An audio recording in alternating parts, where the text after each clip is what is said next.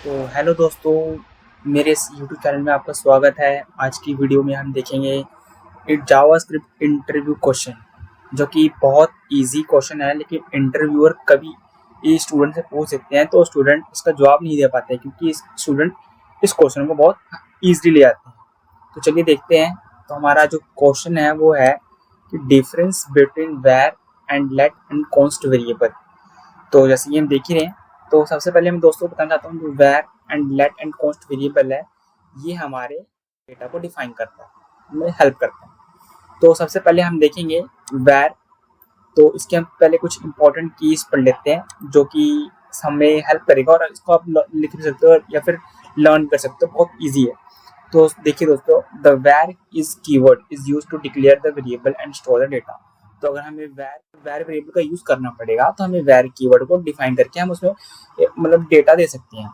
यूँ समझिए दोस्तों, ये मेरी मेमोरी कार्ड है वैर, और ये मैंने उसका नेम रखा है, मेमोरी कार्ड का नेम जो भी हो, और वो मैंने इसमें कोई सॉन्ग या फिर कहे तो डेटा स्टोर कर रखा है फॉर एग्जाम्पल के लिए दोस्तों।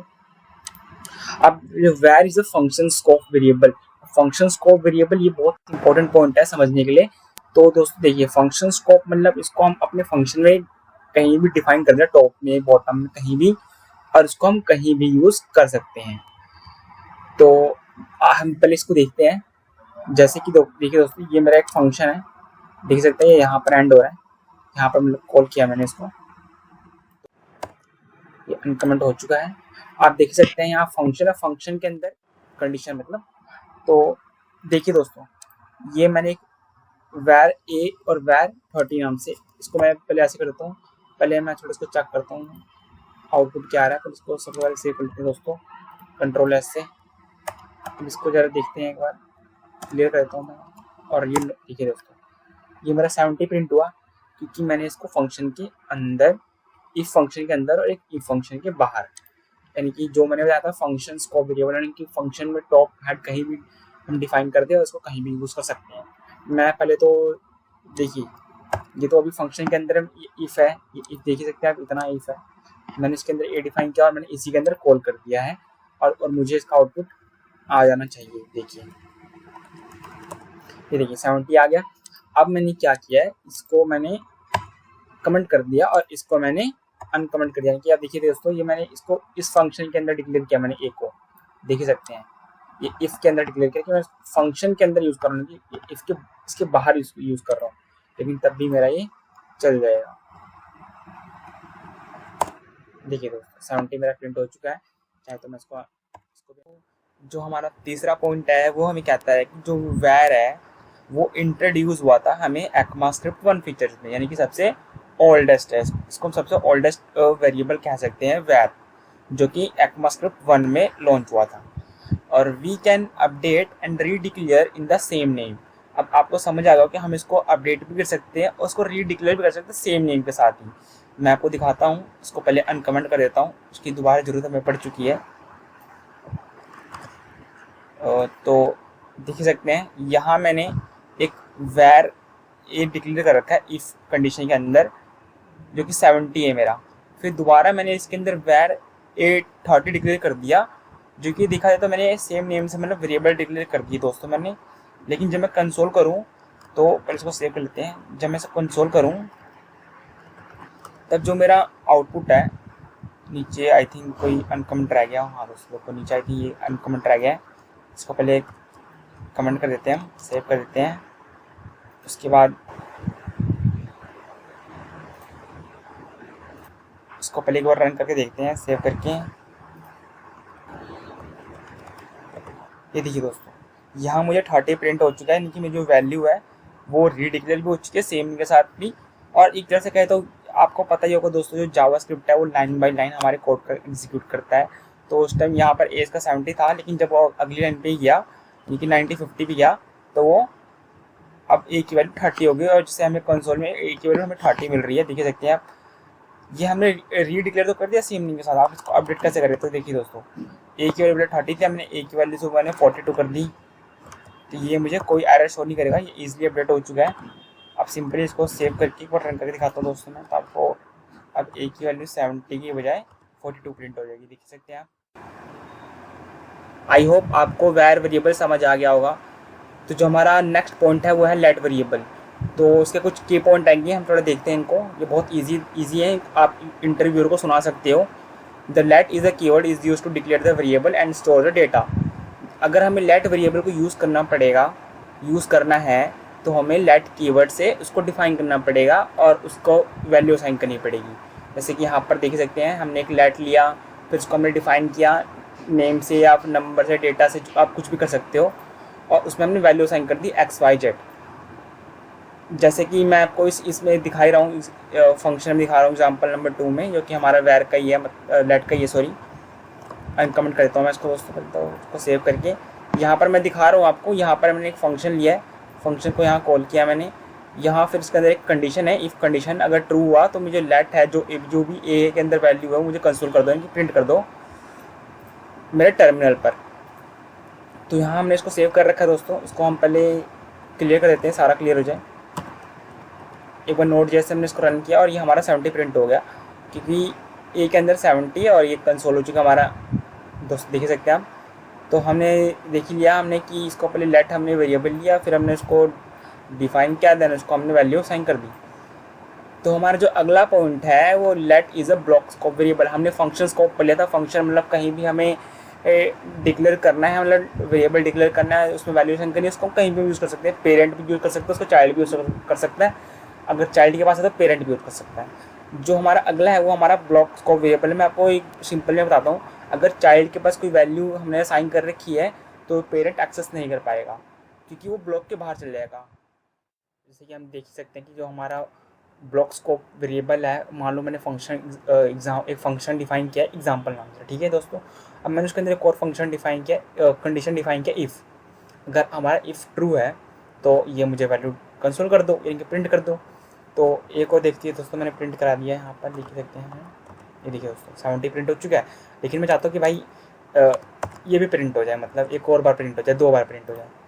तो ये दोस्तों, ये हमसे पहले क्लियर करते हैं, ये मुझे प्रिंट नहीं हुआ। ये देखिए दोस्तों, एक ही बार प्रिंट हुआ, यानी कि इधर वाला ये प्रिंट हुआ, और ये तो हुआ ही नहीं। तो ये क्यों नहीं हुआ, देखिए दोस्तों, देखते हैं कि ए इज़ नॉट डिफाइंड 1977, यानी कि 1977 पे जो हमने ए कॉल किया वो हमने डिफाइन किया ही नहीं। अब हम चीज़ें समझ सकते हैं कि जो ए है वो ब्लॉक्स, इनकी इस ब्लॉक का इफ़ ब्लॉक के अंदर डिफाइन हुआ, और इफ़ ब्लॉक के अंदर हम इसको यूज़ कर सकते हैं, इनकी इस बाहर से कोई वैल्यू नहीं है। लेकिन जब वही मैं इसको दे दूँ वैल्यू, यानी कि फंक्शन को दे दूँ वैल्यू कि फंक्शन जहाँ तेरे पास ए है, तब ये देखिए दोस्तों, ये इसका चाइल्ड भी पेरेंट के वैल्यू को यूज़ कर सकता है, और ये पेरेंट तो खुद यूज़ कर ही रहा है, कॉल कर ही रहा है अपने आप को। हमने सेव किया इसको, और इसको एक बार हम कॉल करते हैं। देखिए दोस्तों, आप देख सकते हैं 2 बार प्रिंट हो चुका मुझे। जब चाइल्ड की वैल्यू पेरेंट एक्सेस कर रहा था तब वो हमें एरर दे रहा था कि नहीं भाई ए तो है ही नहीं, ठीक है। लेकिन जब पेरेंट्स के पास वैल्यू है ए की, और वही चाइल्ड अब एक्सेस कर रहा है ए, मतलब इफ़ एक्सेस कर रहा है ए को कंसोल करना चाहता है, तो ईजिली हो पा रहा है, क्योंकि इसका जो ए का ब्लॉक है वो ये बन चुका है, जो लेट का ब्लॉक है वो ये बन चुका है, जिसमें हमारा इफ़ भी आता है। अगर इसके अंदर कोई और भी कंडीशन हो, अगर हम उसमें कंसोल कर रहे हैं ए को या फिर ए को यूज़ कर रहे हैं, तो ईजिली यूज़ हो जाएगा, ऐसे कोई बात नहीं है। तो मैं पहले इसको बैक कर लेता हूँ Ctrl+Z से। ये देखिए दोस्तों, ये मेरा डन हो चुका है। अब हमारा लेट इंट्रोड्यूसिंग ECMAScript 6 फीचर, यानी कि आप देख सकते हैं जो हमारा वैर था ECMAScript 1, यानी कि ES1 में आया था फीचर्स में, यानी कि ओल्डेस्ट वर्जन था वो हमारा वैर, ओल्डेस्ट वेरिएबल था, मतलब एक तरह से कह सकते हैं, वर्जन नहीं। अब जो हमारा ये लेट है वो बहुत टाइम, यानी कि 5 साल बाद जाके जावास्क्रिप्ट ने जब कोई अपडेट लॉन्च किया, तो उसमें हमें ऐसे लेट एंड कॉन्स्ट फंक्शन हमें वेरिएबल में इंट्रोड्यूस किया हमें, जो कि बहुत यूज़फुल थे। और we can update and the value but can not redeclare with the same name. अब आपको समझ आ ही गया होगा एग्जांपल देखकर कि मैं इसको दोबारा अनकमेंट कर देता हूँ एक बार, क्योंकि इसकी ज़रूरत पड़ चुकी है हमें।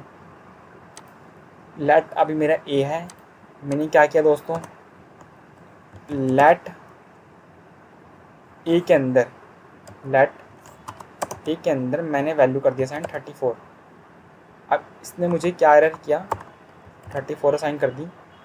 इसे एक बार प्रिंट करके देखते हैं कि प्रिंट होता है कि नहीं होता। इससे मतलब we can update the value but we can not redeclare with the same name.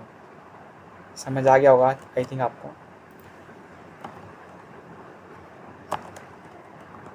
ये देखिए इसने मुझे क्या एरर किया है, एरर क्या है कि identifier A is has been already declare.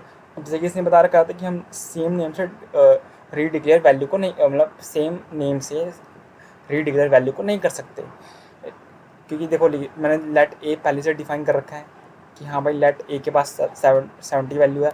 अब लेट ए के बाद दोबारा 34 होती है तो सेम नेम हो गया ना, मैं तो उसको साइन कर नहीं सकता, लेकिन यहाँ पर कुछ भी हल्का सा दूंगा मैं तो मुझे चल जाएगा। ये सिंपल यहाँ पर है वो शो हो रहा है कि आपने इसको ये डिक्लेयर तो कर दिया लेकिन आपने इसको यूज़ नहीं किया। तो आई होप आपको समझ आ ही गया होगा दोस्तों। हम इसको अपडेट भी कर सकते हैं, मैं आपको अपडेट करके दिखा रहा हूँ। ये तो था कि हम सेम नेम से वैल्यू को डिक्लेयर नहीं कर सकते, सेम नेम मतलब लेट ए दो बार नहीं कर सकते, हम एक ही बार करेंगे। अब ये मैं दिखा रहा हूँ अपडेट कैसे करना है। अपडेट जैसे कि 25 लिख दिया, मैं 35 लिख दिया, जो भी हो। अब मैं जब इसे कंसोल कराऊँ, प्रिंट कराऊँ, तो मुझे 35 प्रिंट होएगा क्योंकि मैंने अपडेट कर दिया वैल्यू। अब आपको शायद पता ही होगा, मैंने ऊपर बताया गया था कि जो जावास्क्रिप्ट है वो लाइन बाय लाइन हमारे कोड का एग्जीक्यूट करता है। तो यहाँ था पहले 35, लेकिन जब इसे पता चला कि भाई ए तो अब 35 हो 70 मतलब 70 से 35 हो चुका है, तो उससे यही मुझे प्रिंट करना पड़ेगा। तो कंसोल इसने कर दिया, तो देख ही सकते हैं, आपने देख ही लिया होगा। अब जो हमारा अगला है वह है कॉन्स्ट। अब देखिए दोस्तों, ये जो कॉन्स्ट है वो बहुत के कुछ इंपॉर्टेंट की पॉइंट जिसको आप इंटरव्यू को बता सकते हो इसलिए। फर्स्ट पॉइंट, जो हमारा कॉन्स्ट कीवर्ड है is use to declare the variable. आपको समझ आएगा, जो हमें अगर कॉन्स्ट वेरिएबल को यूज़ करना है तो हमें कॉन्स्ट टाइप करना पड़ेगा, CONST कॉन्स्ट, उसके बाद उसका नेम फिर उसका वैल्यू। हमें मान लो हमने कॉन्स्ट यूज़ कर लिया, अब हमें उसका नेम भी डिफाइन करना पड़ेगा। ये कॉन्स्ट, इस कॉन्स्ट का नाम क्या है, तो इस कॉन्स्ट का नाम है नेम और उसमें वैल्यू क्या है MNO। अब const is a block scope variable, मैंने आपको दोस्तों बताया था ब्लॉक स्कोप वेरिएबल क्या होता है। आई होप इस बार समझ आ गया होगा। आप चाहे तो अपने लैपटॉप पे, कंप्यूटर पे इसको ट्राई करके देख सकते हैं कि कैसे चल रहा है ये कोड। अब const introduced in ECMAScript 6 feature. देखिए दोस्तों, ECMAScript 1 में हमारा आया था वैर, जो कि सबसे ओल्डेस्ट है, और ECMAScript 6 में आया था हमारा लेट और कॉन्स्ट। लेट जो कि सबसे ज़्यादा यूज़ करने वाला वेरिएबल है, सबसे मोस्ट यूज़ होता है वेरिएबल। और अब देखिए दोस्तों, ये इसमें पॉइंट थोड़ा डिफरेंट है। लेट और variable, we can not update the value और can not declare the value. तो इसको समझने के लिए पहले हम अपने कोड को अनकमेंट करते हैं। ये अनकमेंट हो चुका है, पहले मैं इसको एक बार रन कर देता हूँ ताकि आपको क्लियर हो जाए। सॉरी, ये क्या हो रहा है, प्रिंट मेरा शायद ऊपर लगा हो रहा कोई, ओ सॉरी, ये 2 बार प्रिंट हो रहा है ना, ब्लॉक है तो ब्लॉक के अंदर ही चलेगा। तो मैंने फंक्शन एग्जाम्पल के नाम से बनाया, इसमें इसके अंदर एक कंडीशन रखी है, इफ़ कंडीशन। इसमें एक मैंने वैल्यू साइन कर रखी है कॉन्स्ट वेरिएबल। पहले मैंने एक वेरिएबल लिया है, कॉन्स्ट वेरिएबल लिया मैंने, उसमें वेरिएबल का नेम मैंने ए असाइन किया और उसकी वैल्यू मैंने 70 असाइन कर रखी है दोस्तों। कंसोल लॉग किया है इस ए को, तो कंसोल मेरा हो चुका है, देख सकते हैं यहाँ पर 70। लेकिन अगर मैं इसको दोबारा कॉन्स्ट लूँ और सेम नेम से, ए नेम से ही मैं वैल्यू को 38 कर दूं तो ये मुझे एरर दे देगा। सेव करके आप, मैं आपको रन कर दिखाता हूँ, क्लियर किया, और इससे मुझे एरर दे दिया कि भाई A is has already been declare. यानी कि जो ए को आप लिख रहे हो, जो ए को आप लेट कर रहे हो, जो भी हो वेरिएबल ले रहे हो या फिर मेमोरी कार्ड ले रहे हो, वो पहले से ही किसी के नाम पे है। तो हमने ये तो पढ़ा था कि भाई इसको हम डिक्लेयर नहीं कर सकते सेम नेम से, तो हमने एक कोशिश पढ़ी थी कि हम इसको अपडेट भी नहीं कर सकते, यानी कि वैल्यू अब चाहें तो हम इसको चेंज नहीं कर सकते कि ए की वैल्यू मैं चाहता हूँ 45 हो जाए, तो और कंसोल कराऊँ तो एक कंसोल में मुझे 45 मिल जाए, तो ऐसा नहीं होएगा, ऐसा नहीं होएगा। ये बता रहा है असाइनमेंट टू कॉन्स्टेंट वेरिएबल, जो टाइप एरर, इनकी देखो बता दिया इसने टाइप एरर है कि टाइपिंग में कुछ मिस्टेक है। जो कॉन्स्ट है वो A70 पहले से डिक्लेयर है, हम इसको दोबारा से मतलब डिफाइन नहीं कर सकते, भले हम इसको ऐसे कर सकते हैं, सॉरी हम नंबर नहीं लिख सकते, ऐसे कर सकते हैं। अगर हमने फिर इसको यूज़ किया,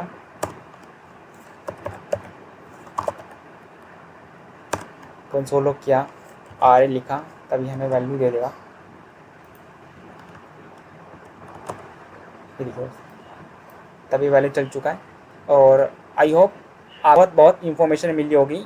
अब आप हो सके तो आप इंटरव्यू को ये मतलब सिंपल 3 पॉइंट 4 पॉइंट की मतलब पॉइंट है, इनको आप जवाब दे सकते हैं और इंटरव्यू के सामने अपनी अच्छी इंप्रेशन जमा सकते हैं कि मतलब ये डीप।